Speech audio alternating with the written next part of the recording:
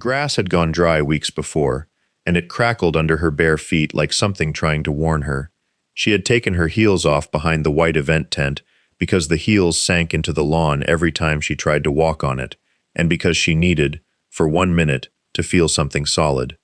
The heat was the kind that sits on a person's chest. Late August in that part of the country did not cool with shade. It simply changed color, the light going from white to a bruised gold that made even the tablecloths look like they were sweating.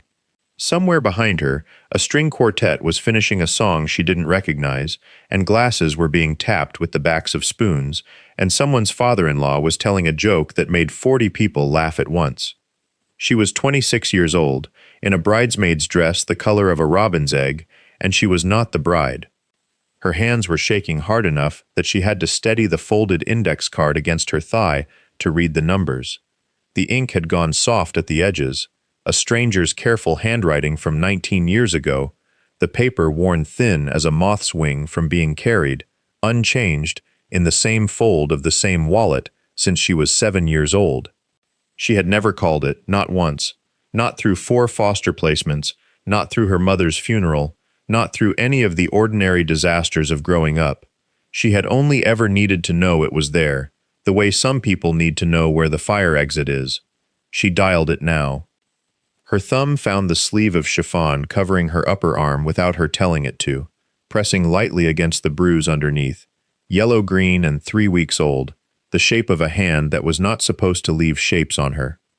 The phone rang once, twice. She turned her back to the tent so that no one crossing the lawn toward the bar would see her face, and she lowered her voice to something just above breath, the register she used to use as a child when she didn't want the walls of a trailer to carry sound. "Can you come get me?" she said. Not a question. She had practiced it that way in her head 100 times over the years, without meaning to, and now that it was finally leaving her mouth, it came out flat and certain, like a fact she was only now allowed to say out loud. The ringing had stopped. There was breath on the other end, and behind it, faint, an engine idling. She did not know yet what he would say. She only knew the sound of the dial tone that came after. That single flat note stretching out under the heat, under the quartet, under the whole gold afternoon, and how it seemed to hang there, waiting, the way smoke hangs in a room before anyone thinks to open a window. That morning had started so differently. 4:15 in the morning, the sky over the estate still black and close. She had woken to the sound of her own heartbeat before the sound of anything else. No alarm. 19 years of waking before dawn had done that to her, had trained her body to open its eyes into darkness and wait, listening, the way a person listens who once needed to know before anyone told her whether the house was on fire. She lay still in the guest room they'd given her, one of 6 in the east wing, and listened to the estate's silence, which was not the silence of peace, but the silence of money. Thick carpets, double-paned glass, air conditioning that hummed instead of rattled. She had grown up in rooms where you could hear the neighbor's television through the wall. She had not grown used to rooms where you could hear nothing at all. She rose before the sun and went to her sister's room down the hall, where the dress hung already on the back of the door, like something waiting to be worn by someone else. Someone who had not spent the last 2 years apologizing for a family she hadn't chosen. Her sister sat at the vanity in a robe, hair still in rollers, eyes bright with the particular exhaustion of a woman who has planned a wedding for 14 months and is now 3 hours from watching it become real. She helped with the zipper, the buttons, the long line of pearl clasps down the back that her sister could not reach alone. Her fingers were steady. They had always been steady, even when little else in her had been. "You're quiet," her sister said, watching her in the mirror. "I'm always quiet. Not like this." She didn't answer that.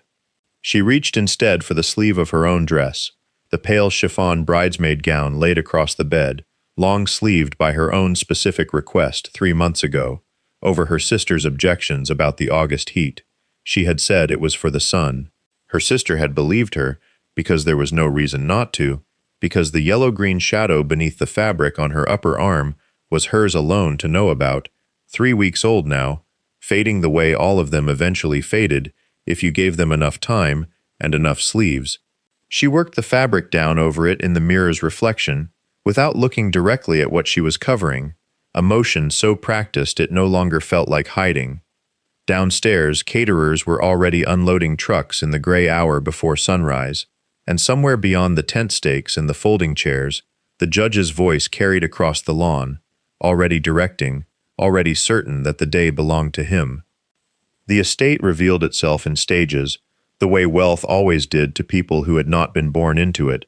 First, the long gravel drive lined with lanterns that would not be lit until dusk. Then the boxwood hedges cut with a precision that suggested a man was paid specifically for that and nothing else. Then the house itself, white-columned, sprawling, the kind of place that photographed better than it lived. She had been here 4 times before this morning, and each time the grounds had seemed to grow larger, as if the property itself understood it was meant to intimidate. By 7, the tent was up, its white peak catching the first orange light, and 40 folding chairs had already been arranged in rows so exact they might have been measured with a level. A crew of 6 moved silently among them, adjusting, correcting, disappearing before anyone had to acknowledge their labor. She watched one young man in a black polo retie a bow on a chair back 3 separate times until it satisfied some standard only he could see, and she thought, not for the first time, that this was a family that paid people to be perfect, so that no one would ever have to ask them to be. The judge moved through all of it like weather. He was already dressed, already sweating faintly through a pale linen shirt, already calling out instructions to the caterers in a voice pitched for a courtroom rather than a lawn, big, warm, carrying, the kind of voice that made strangers feel included and included people feel small. Careful with that, that's Judge's private stock, he told a young woman carrying a case of wine, and he said, Judges. The way other men said their own first names, as though the title itself were the possession. When he spotted her sister's parents arriving early, dressed carefully in clothes that had clearly been chosen and reconsidered more than once, he crossed the lawn with both arms out, boomed a greeting loud enough to reach the tent, and pulled her mother into an embrace that lasted exactly as long as it needed to for the photographer near the gate to catch it. So glad you could make the drive, he said, as if they had traveled from another state and not 11 miles down the county road, as if the effort itself were remarkable in people like them. She stood at the edge of the porch in her long sleeves, watching, and understood something she had understood for months, without letting herself name it. This was a house built to make its own hospitality feel like generosity, and everyone standing on this lawn who had not been born into columns and boxwood was, this morning, a guest in the exact sense the judge intended, welcomed, accounted for, and never, not once, mistaken for family. Breakfast had been laid on the back terrace, under a pergola strung with lights that would not be needed until dark, and the table was set with a precision that made her think of a photograph rather than a meal. Cloth napkins folded into triangles, a centerpiece of white roses that had clearly cost more than her father had ever spent on rent in a single month.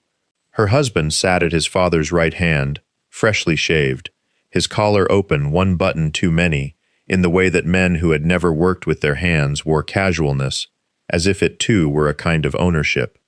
He reached over and took her hand on the tablecloth, and for a moment she let herself believe the gesture was tenderness. Then he turned to his father and said, smiling, that she'd once told him her first bed had been a dresser drawer lined with towels, because there hadn't been room for a crib in the trailer, and wasn't that something? Wasn't that just the most incredible thing, coming from where she'd come from to sitting at this table? The judge laughed, a short professional laugh he likely used in chambers, and one of the aunts down the table laughed too, and a cousin she didn't know murmured, Bless her heart. Into her mimosa, and her husband squeezed her hand once as if the squeeze were an apology built into the joke itself, proof that the cruelty and the affection could occupy the same hand at the same time. She did not laugh. She looked down at the roses and thought of her mother's hands, chapped from dish soap, smoothing a towel into the bottom of a drawer, with the kind of care that people who had never gone without never recognized as care at all. She thought of the trailer's thin walls, the smell of propane on cold mornings, the sound of the county road at night, when no other sound came to cover it. None of it had felt like deprivation while she was living it. It had felt like a mother. It had felt, before the fire took the mother out of it, like enough. Her husband's hand was still over hers, warm, mildly proud of himself, waiting for her to make it easy the way she always did. She thought of the bruise under her sleeve, 3 weeks old now, the shape of 4 fingers gone from purple to a sick yellow-green, and she thought, without meaning to, of the last time she had let something slide because it seemed smaller than it was. She smiled instead. It cost her nothing anyone at the table could see. Down the lawn, a groundskeeper was setting the last of the folding chairs into rows beneath the tent, and beyond him the gravel drive lay empty and pale in the early sun, waiting, though she did not yet know for what, only that some quiet part of her had already begun counting the hours until she could be alone long enough to reach for her phone. The memory came the way it always did, uninvited, arriving whole instead of in pieces, as if 19 years had not been enough time to break it down into something she could carry more easily. She had been 7. The trailer had been silver once, though by then it was the color of nothing, parked at the end of a gravel lot outside a town that no longer bothered to paint its own water tower. It was October, and cold enough that her mother had left the little space heater running by the couch, and cold enough that the last thing her mother had done before sleeping was light a cigarette she never finished. The girl had woken to heat that was wrong, a heat with a sound in it, a low tearing hiss she did not have a word for yet. Smoke had already filled the room above the height of a child's face, which was the only reason she had lived to remember it at all. She had screamed for her mother in a voice she did not recognize as her own, and her mother had not answered, and somewhere past the smoke and the sound of her own screaming, she had heard boots on the trailer steps, and then the door coming off its hinges in a single motion, wood splintering inward instead of the frame simply opening, as though the man on the other side of it did not fully trust doors to do what they were built for. He had been 34 then, though she had not known that, had known only the size of him blotting out what little light there was, and the arm that came around her small body like something final, like a decision already made before he'd kicked the door. He had carried her out into the cold with his jacket already half off, wrapping her before he set her down on the wet grass, and he had gone back once, and the second time he came out alone, and he did not go back a third time, though she remembered, even at 7, understanding from the stillness in his shoulders that a third time would not have changed anything. She did not remember crying. She remembered being handed, at some point, to a woman from the county who smelled of coffee and told her everything would be all right in a voice that did not believe itself. She remembered, more clearly than any of it, a folded piece of paper pressed into her hand days later by the same man, now clean-shaven at the jaw, where a week's stubble had been, his handwriting square and careful as if he had practiced it, a phone number, and nothing else, no name, because at 7 she had not needed one. She had kept it folded the same way for 19 years. Her husband squeezed her hand again, mistaking her stillness for contentment, and somewhere past the tent, a chair leg scraped once against the flagstone, sharp and ordinary, and pulled her back into the morning she still had to survive. The card had moved through 4 wallets since then. She could account for all of them if she tried, the way some women could account for the men they had loved by the perfume they wore in each era. The first wallet had been vinyl, a drugstore purchase, pink with a snap closure, bought by a foster mother who meant well and did not last the year. The second had been canvas, army surplus, carried through 2 more homes and a group facility outside Ashford Hollow, where the girls slept 4 to a room, and nobody asked what you kept folded in your billfold as long as you kept quiet about it. The third had been leather, a gift, the first nice thing anyone had given her without wanting something back, and she had cried over that wallet in a way she never cried over the fire, which she supposed said something about grief, and how it chose its moments without asking permission. The fourth was the one in her handbag now, tucked between the tent flap and the folding chairs, cream-colored, a wedding gift from her husband's mother, monogrammed with initials that were not yet fully hers. The card had crossed each threshold with her. She had refolded it exactly once, at 19, when the original creases had softened to the point of threatening to split, and she remembered doing it at a kitchen table with the kind of concentration usually reserved for something sacred, matching each fold to its old scar, so the number would sit in the same place, in the same posture, as it had the day it was pressed into her hand. She had never called it. Not when the second foster placement fell through in a single afternoon.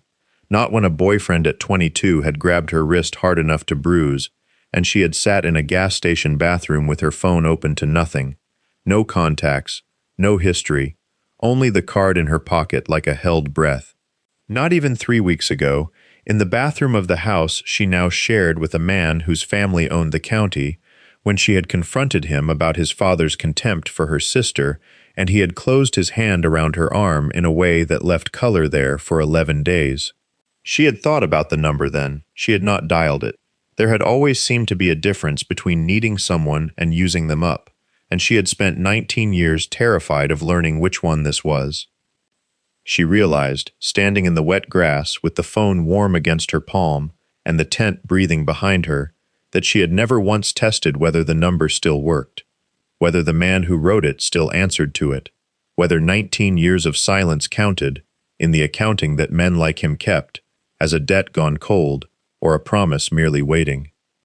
Her thumb found the numbers anyway, one at a time, the way a person finds a door in the dark they have never used but always knew was there. The line rang once, twice, and somewhere in the third second, she nearly hung up, the old fear rising that she was about to spend something she could never earn back.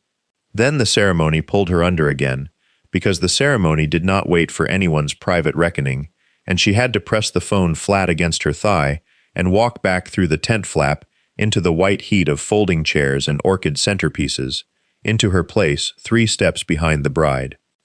It had been brief, as these things go for families who measure minutes in billable hours. 17 minutes from processional to the pronouncement, the judge officiating in a borrowed collar of authority he wore like every other thing he owned, his voice carrying to the back row without strain, the voice of a man used to being obeyed rather than heard. When he turned to the guests afterward, working the receiving line with the ease of a politician up for re-election, he took her hand once, briefly, the way a man touches a doorknob he intends to pass through. "And this," he said to a table of men in seersucker, not looking at her directly, "is the sister." Not her name, not the 11 years she'd spent building a county caseload of children nobody else would drive out to see, not the degree, not the nights she'd sat on cold porches with kids who flinched at raised voices. Just the sister, said the way one might identify a chair that had wandered into the wrong room. The photographer, a thin young man with a lanyard and a clipboard, had approached her twice near the altar rail, lifting his camera out of habit, and twice been waved off by the judge's assistant, a woman in navy with a headset who murmured something about the palette, about the sister's dress reading wrong against the arrangements, about needing to keep the color story clean for the album.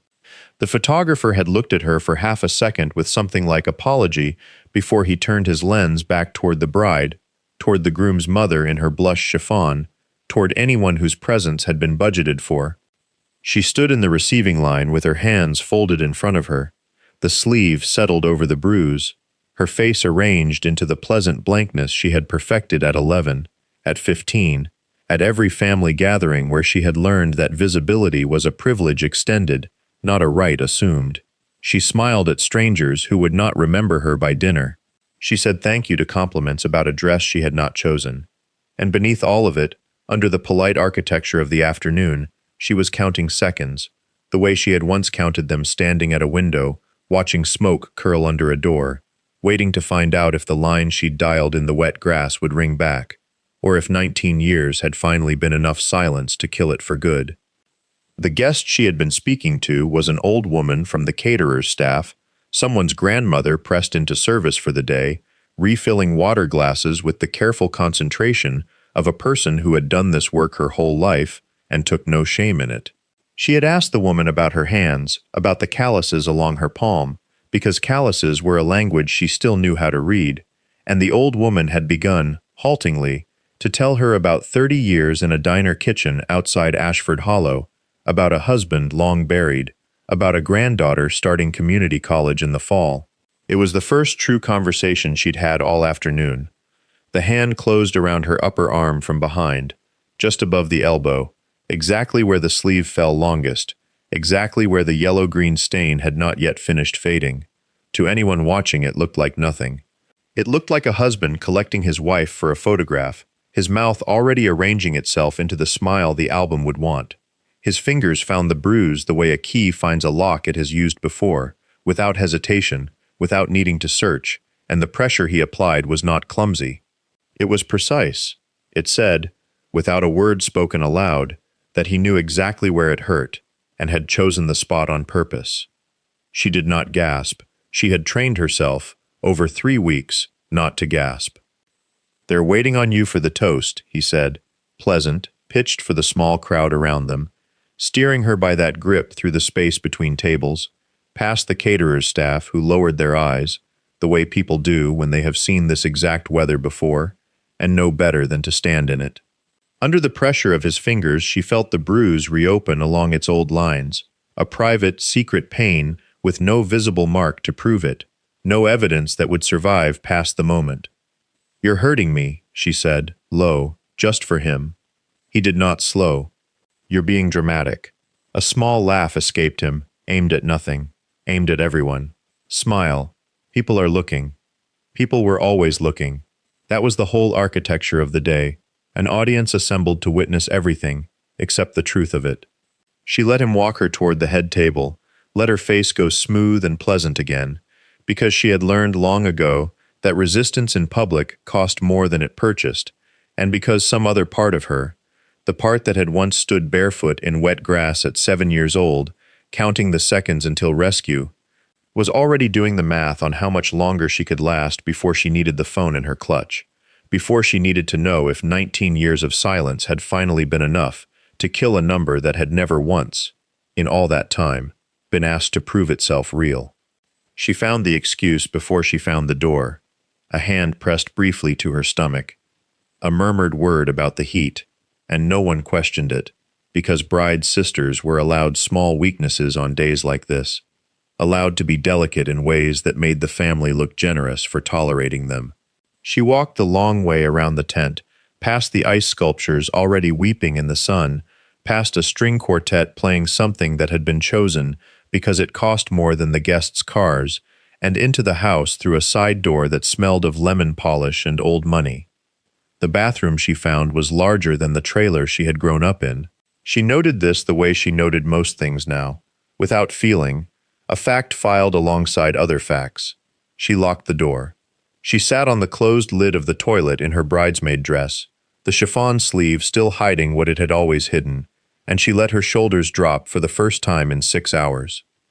The pain in her arm had a shape now, a second, hotter pulse layered over the old bruise's dull ache, and she pressed her palm flat against it through the fabric, as though she could hold the shape of it in place, keep it from spreading, keep it contained, the way she had learned to contain everything that would not survive daylight. Through the small window above the sink, high and frosted at the bottom but clear at the top, she could see a slice of lawn, and on that slice of lawn she could see her sister.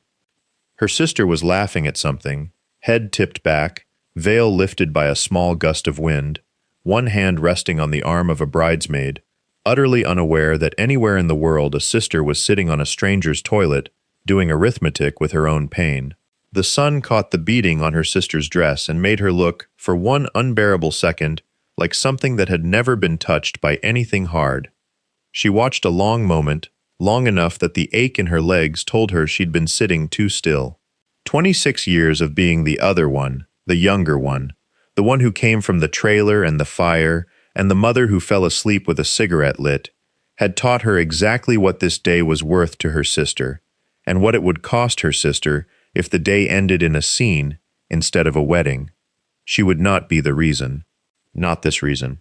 She reached instead for her clutch, unzipped it slowly, as if the sound itself might carry, and let her fingers find the folded corner of the index card tucked behind her lipstick, worn soft as cloth at its creases.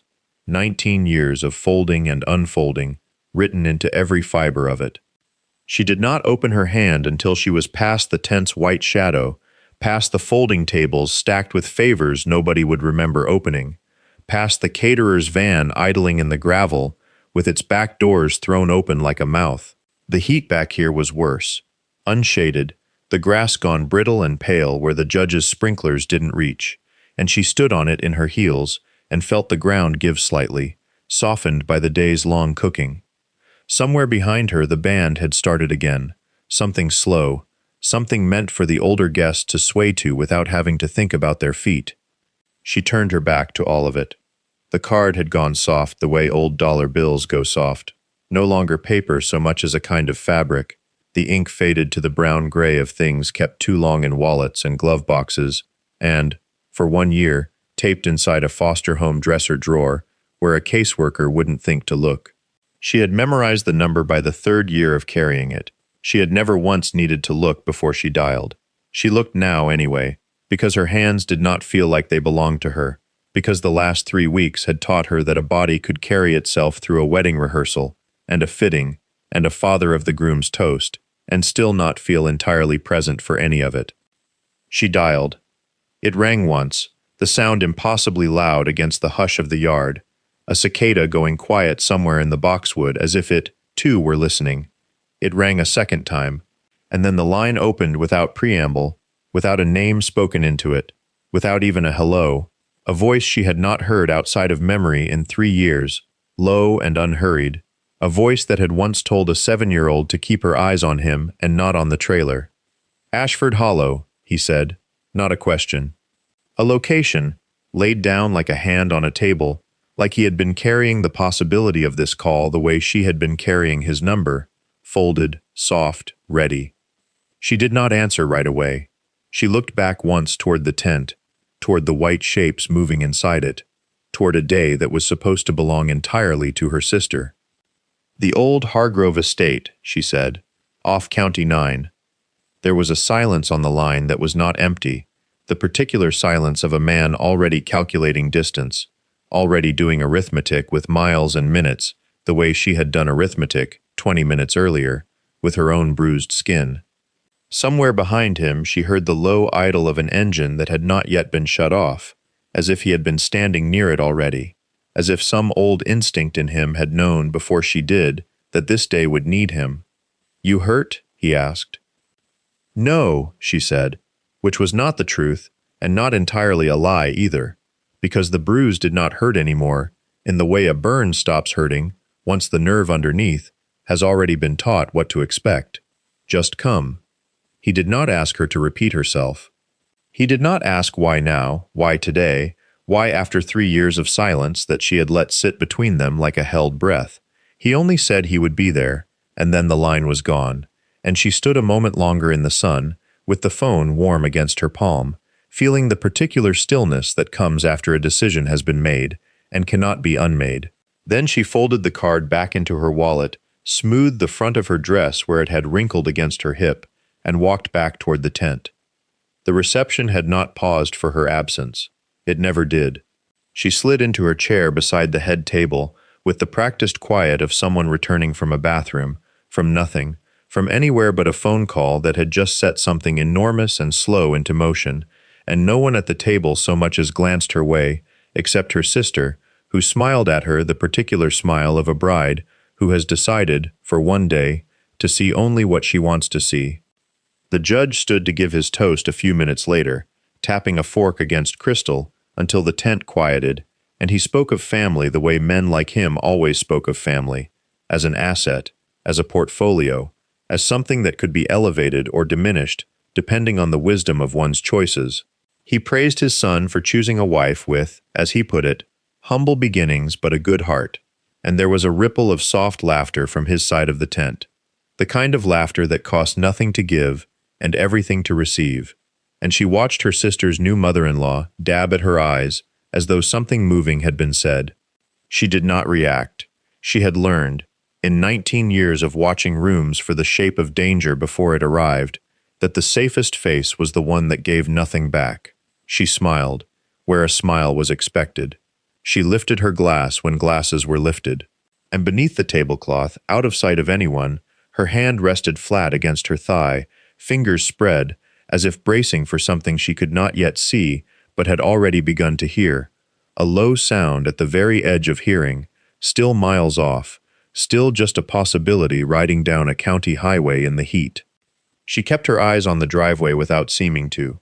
The gravel lay pale and empty under the sun, and nothing moved on it, and she waited the way she had been taught to wait, all those years ago, with her eyes fixed on a point she trusted more than she trusted the fire.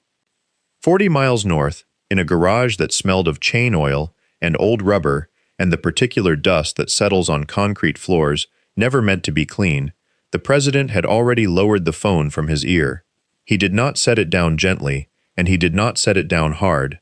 He simply lowered it, the way a man lowers a tool he intends to pick up again, and he stood for a moment with his back to the room, looking at nothing in particular. A workbench, a calendar 3 months out of date, a coffee can full of bolts nobody had sorted in a decade. When he turned around, his face had not changed, and that was its own kind of announcement. The men who knew him best, and in that garage, on that Saturday afternoon, every man there had known him for years, some for decades, understood that his stillness was never absence. It was the opposite. It was a man holding something at arm's length so it would not spill. He did not raise his voice. He had never needed to. "Someone's calling in a promise," he said. That was all. No name, no trailer, no fire, no 19 years folded into a single afternoon. The men did not ask which promise, or whose. In a room like that, promises were counted, not explained. A promise was a debt with a face attached to it, and the face did not need saying twice. 11 men stood.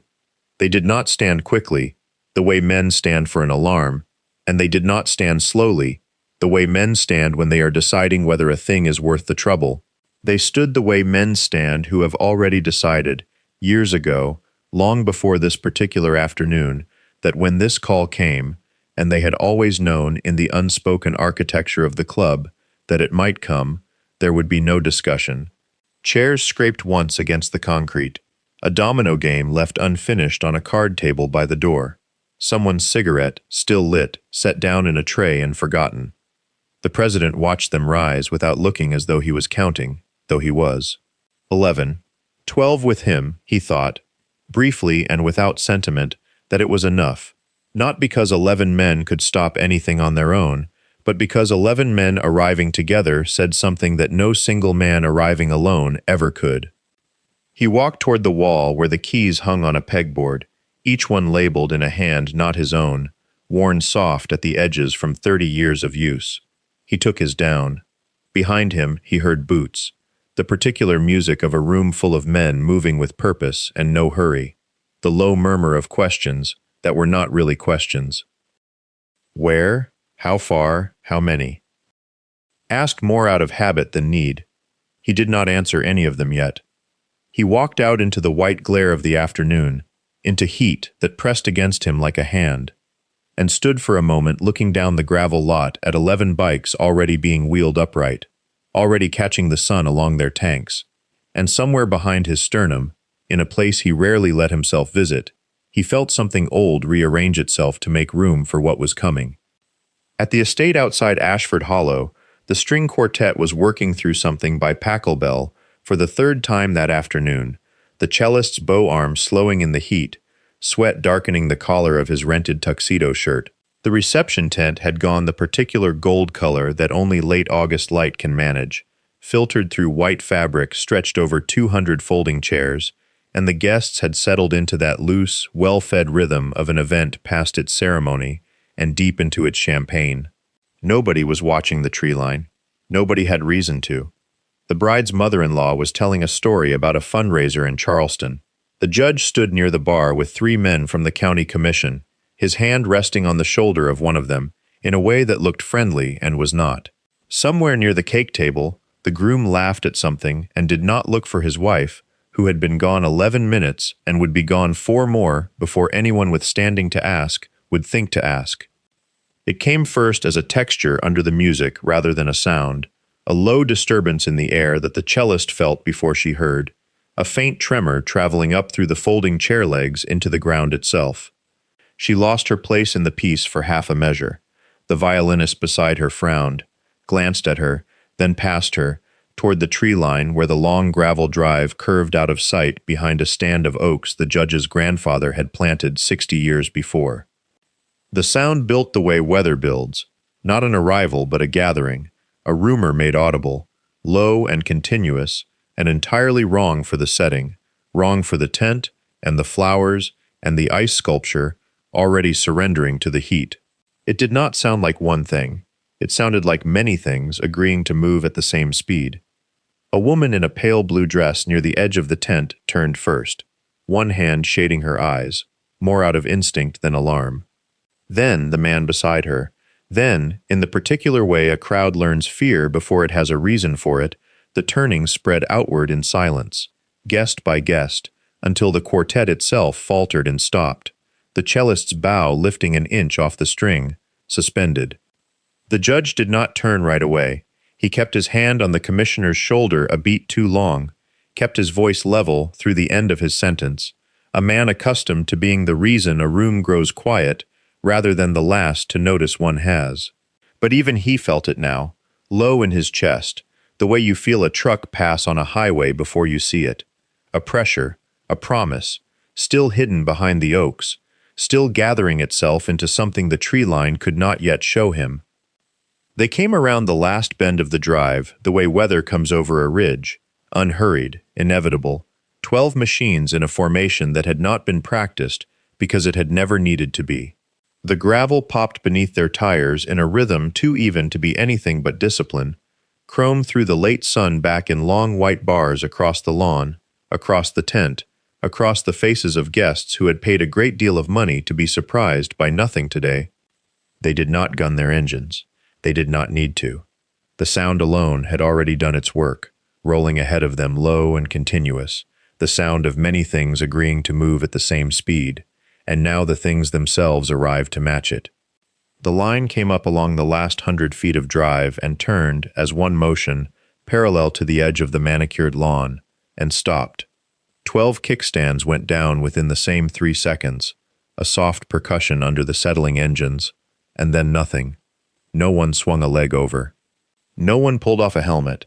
They sat astride their machines in the heat shimmer at the border of the grass, dust rising gold and slow behind them and hanging there, unwilling to fall, caught in the slant of 5 o'clock light like something that wanted to be looked at. From this distance they were not men yet. They were shapes, broad-shouldered, leather-dark, patched in colors that meant nothing to the caterers, and everything to anyone who had grown up in a county where that patch got mentioned in church prayers and sheriff's reports both. Beards gray and black, boots planted flat on gravel, not one hand near a throttle anymore, not one head turning to consult another. They had arrived already agreed on how this would be done. She stood near the tent pole in her borrowed dress, sleeve heavy against the fading bruise, and felt something in her chest come loose, the way a held breath comes loose. Not relief exactly, not yet, but the specific ache of being seen from very far away by someone who had once carried her out of fire. The quartet's cellist held her bow above the string, waiting for a cue no one was going to give. The caterers stood frozen mid-stride with trays of champagne going warm in their hands. Somewhere behind her a child asked, too loudly, who the motorcycle men were, and no adult answered. The judge's hand slid off the commissioner's shoulder at last. He turned, slow, the way a man turns who has spent 22 years being the one who decides when a room is allowed to be afraid, and looked down the length of his own lawn at 12 motorcycles parked in dead silence at its edge, engines ticking as they cooled, riders unmoving, waiting for something none of the wedding guests yet understood they had already been given. The judge crossed his own lawn the way he entered his own courtroom, shoulders squared, chin set at the angle that had silenced defense attorneys for 2 decades. He did not run. He would not give his guests that.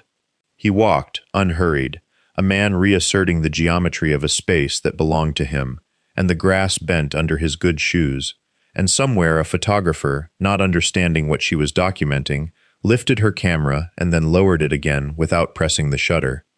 He stopped 6 feet from the line of motorcycles, close enough that the heat still coming off the engines reached him, close enough to see the dust ground into knuckles, the patches gone soft and pale at the edges from 30 years of weather.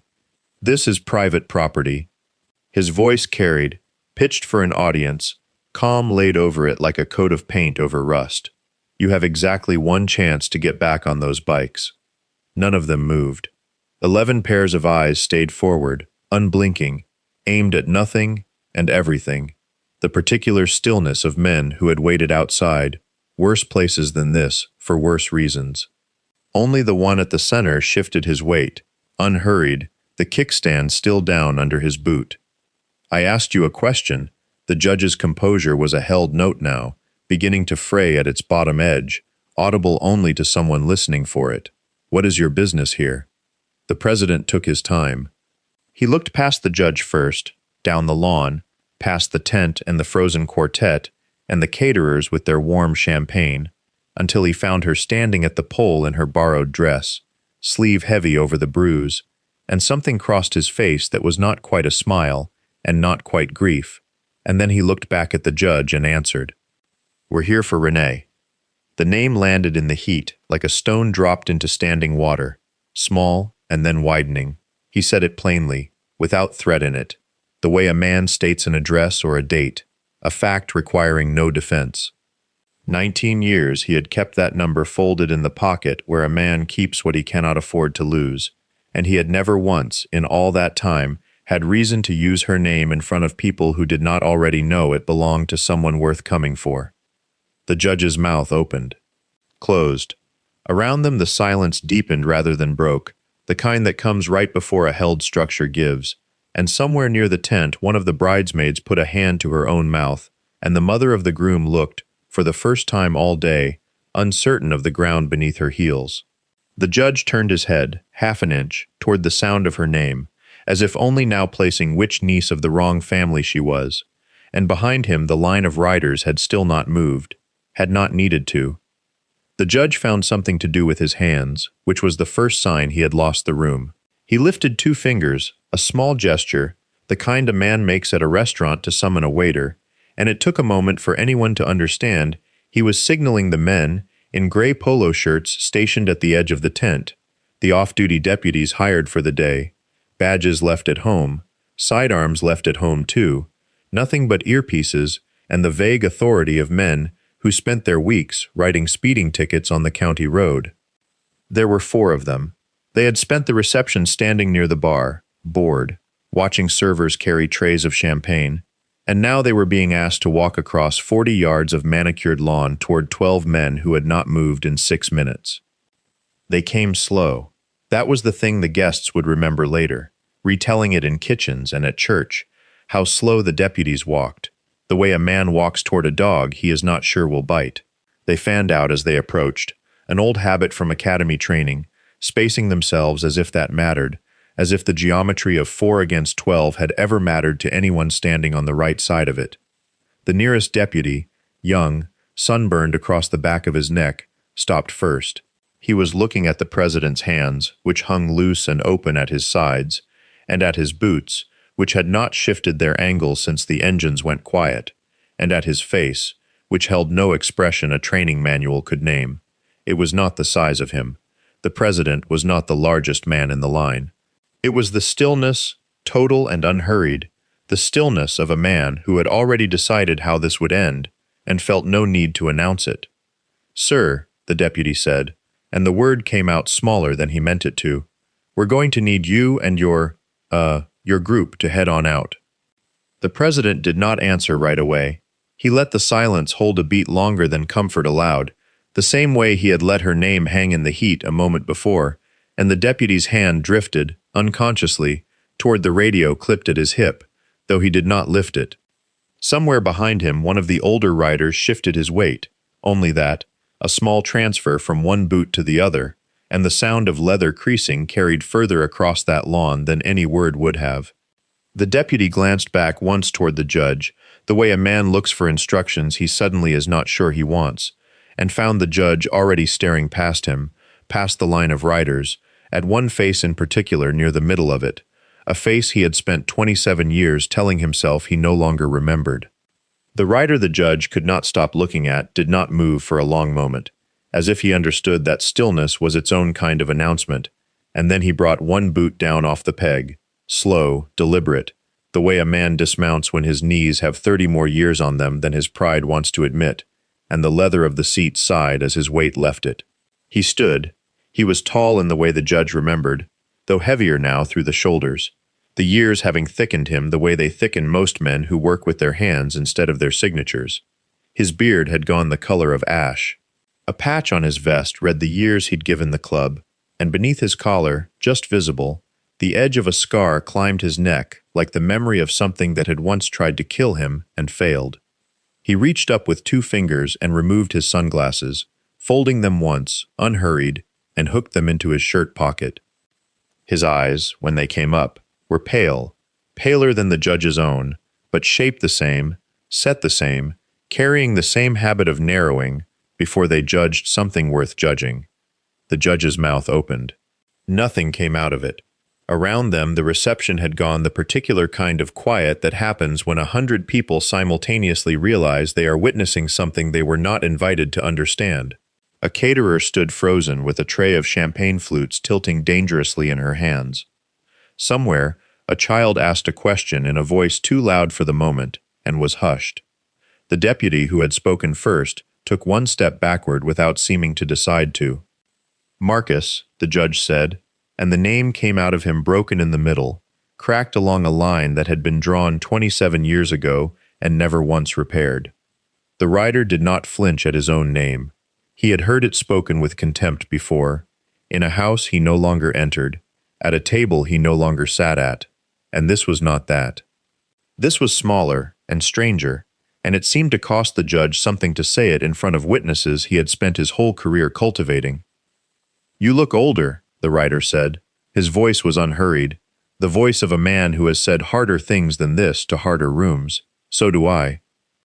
The judge's hand found the back of a folding chair and gripped it, not for support exactly, but because a body under sudden weight looks for something to hold, and the guests nearest him began, one by one, to understand that whatever they had come here to celebrate had quietly stopped being the point of the afternoon.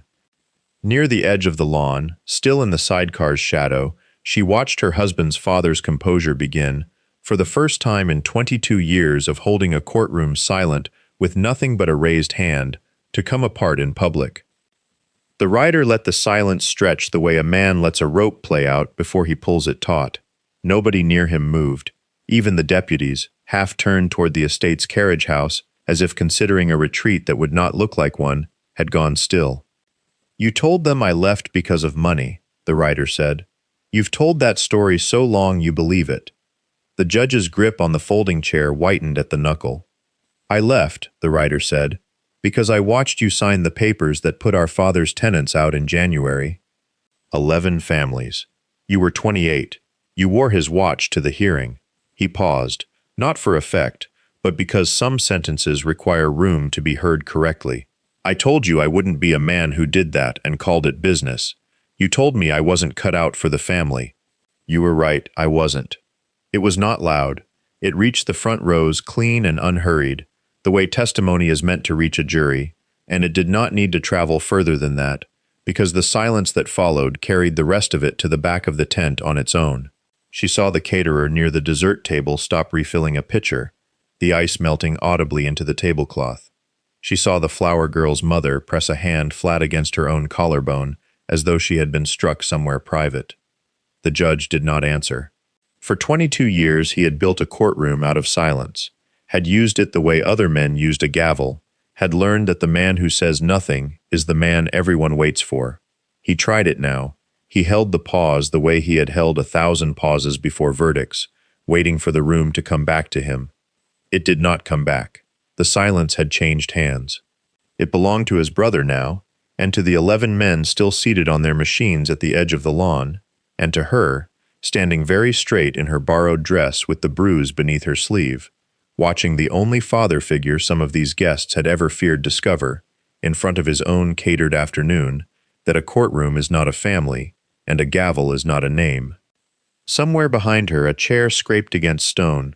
Somewhere a woman she did not know whispered to her husband, low and urgent, asking who that was, and the husband did not answer either, because he did not know, and because the not knowing had suddenly become the only true thing left standing on that lawn.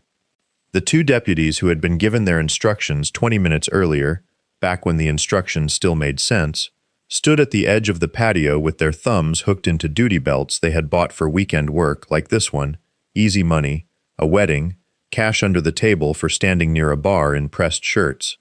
Neither of them moved.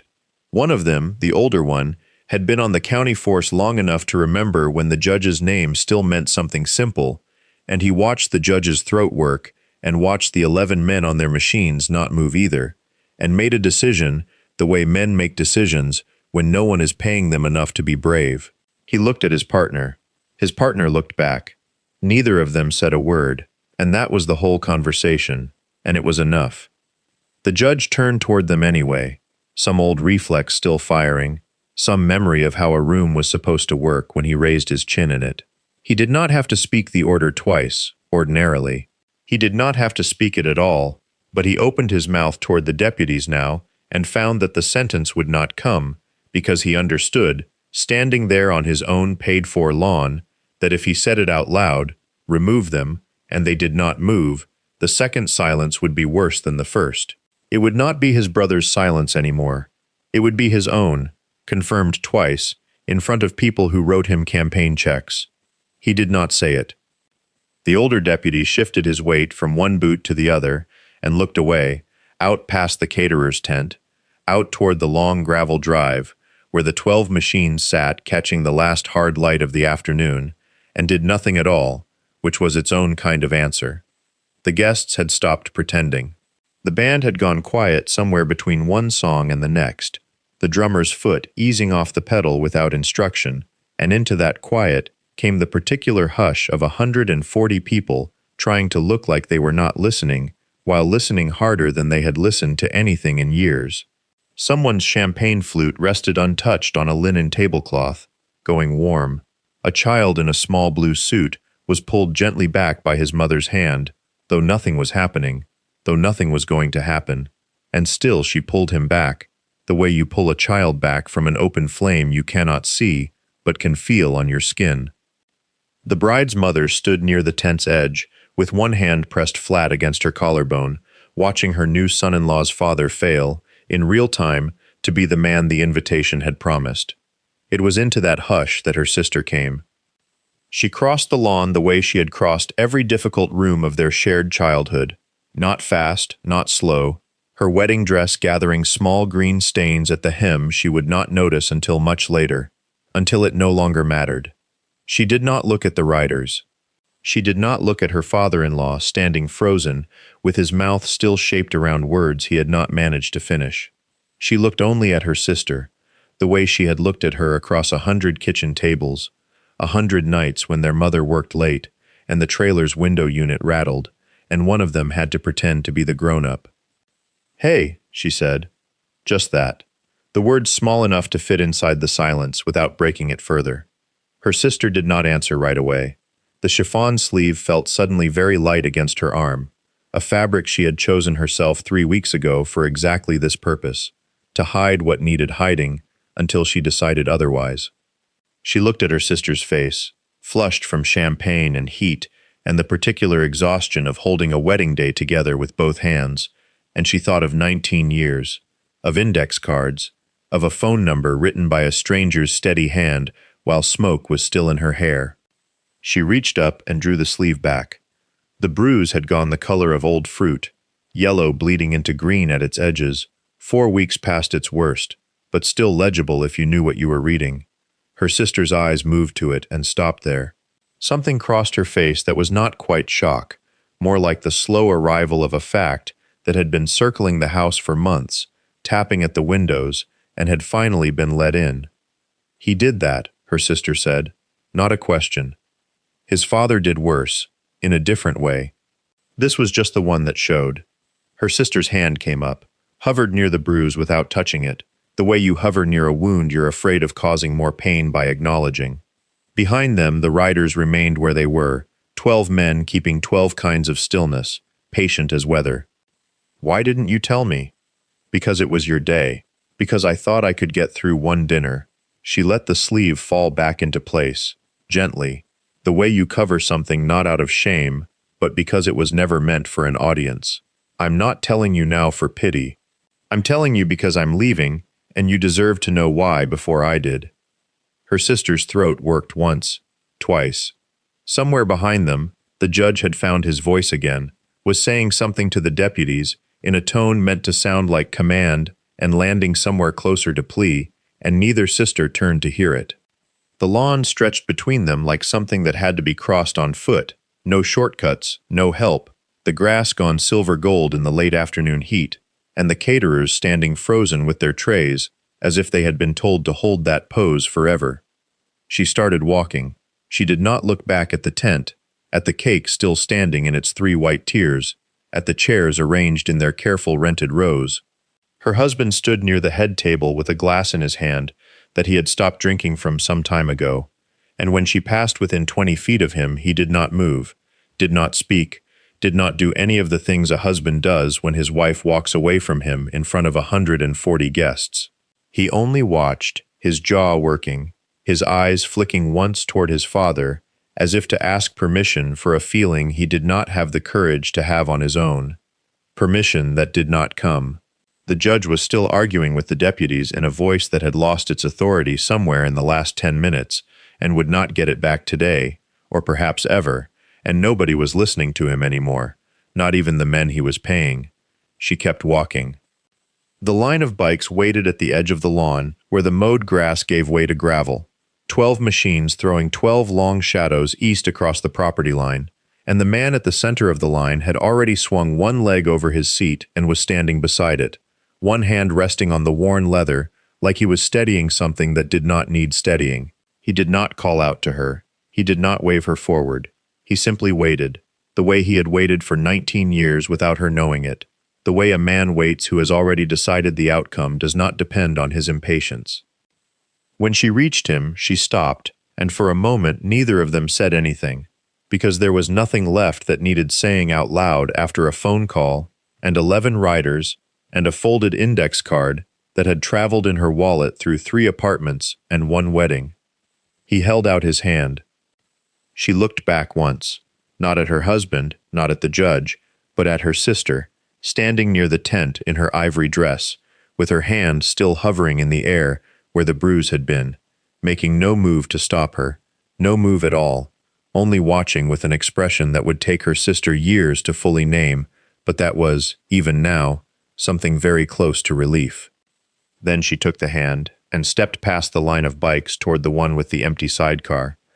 The sidecar was old, the leather seat cracked in a shape that had been worn by decades of other passengers, and she lowered herself into it the way she might have lowered herself into a bath she had been promised was warm.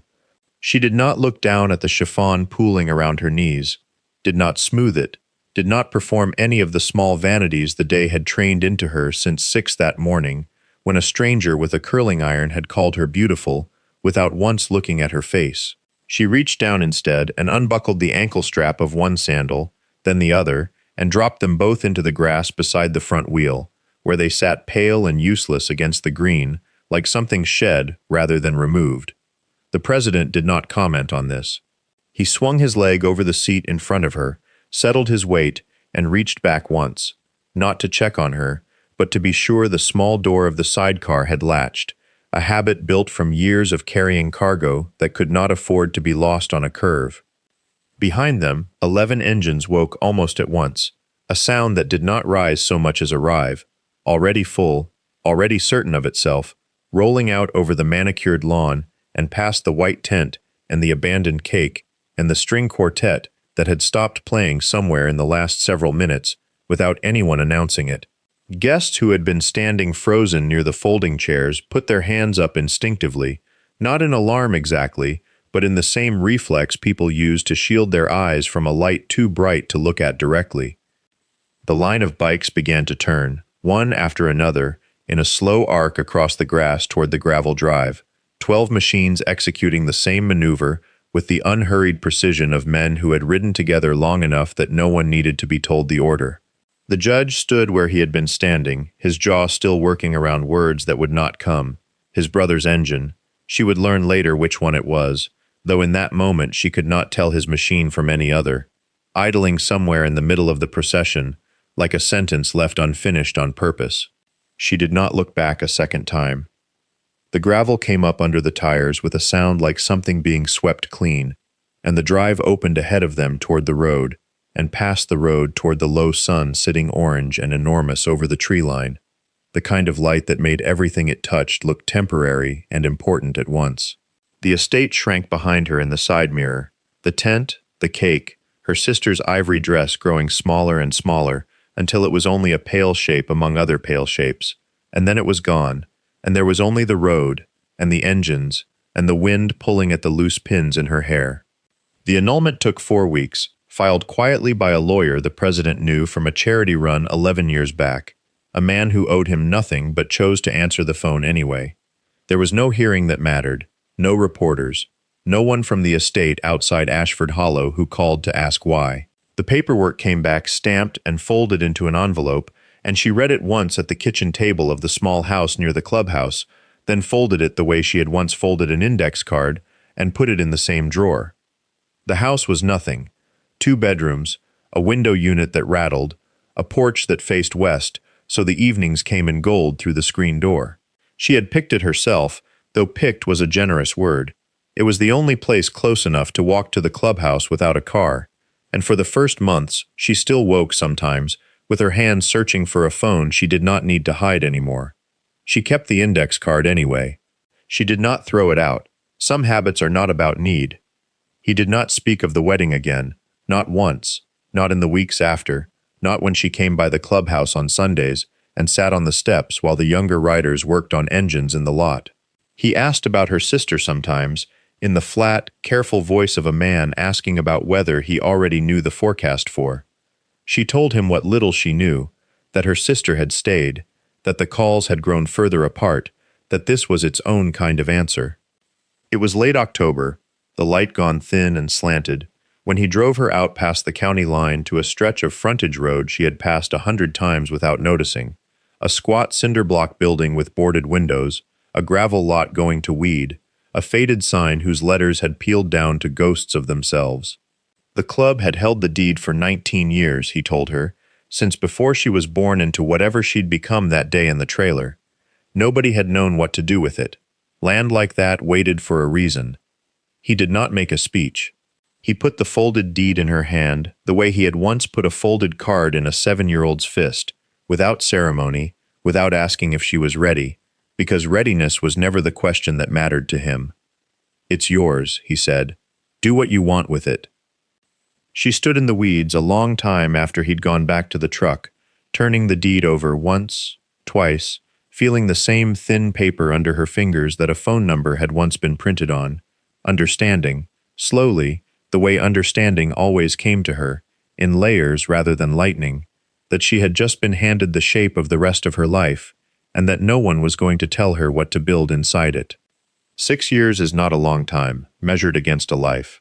It is long enough, though, to strip paint from a building and put new paint back on.